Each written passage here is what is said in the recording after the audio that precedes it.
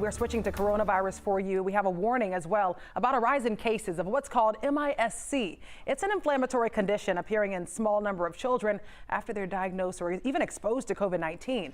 Liza Lucas is here with more. And Liza, Children's Healthcare of Atlanta has seen more cases. I believe it was 200 since last March, but they say recently they're seeing even more cases. So what should parents be on the lookout for here? Yeah, doctors we spoke with at Children's saying they're seeing double the number when it comes to January and February, and they believe this is due to a post-holiday surge, that surge we talked about so often, and that is because MIS-C tends to pop up about 3 to 6 weeks after exposure to the virus. We're going to walk you through some of those symptoms. They're fairly common when it comes to kids, but when it comes to MIS-C, there's so much that is still not known yet from doctors. CDC has been tracking these cases, and what they've learned so far is that it typically occurs in ages 5 to 13. That's where the majority of cases have really popped up so far. They've also seen nearly 70% of MIS-C cases occur in Hispanic and Black children, and we know that at this point that those groups have been disproportionately affected by the virus, but they don't know if there are additional risk factors at play. That is something that is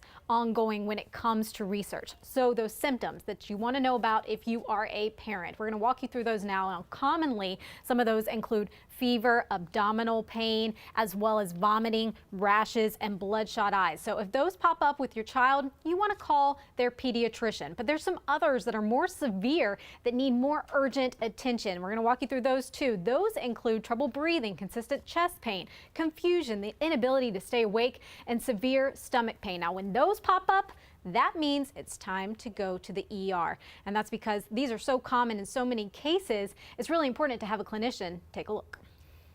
I think the most important thing from a parent standpoint is to know that this illness exists, and if your child is having some of those symptoms, to just get evaluated.